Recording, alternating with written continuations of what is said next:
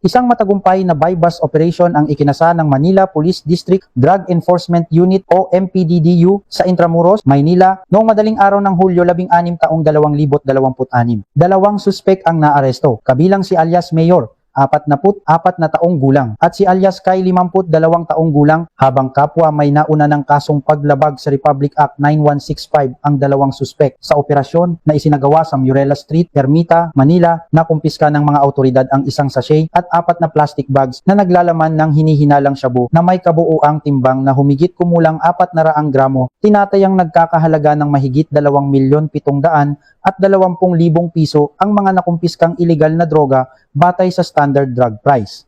Ayon sa pulisya, isinagawa ang operasyon sa koordinasyon ng Philippine Drug Enforcement Agency o PDAI.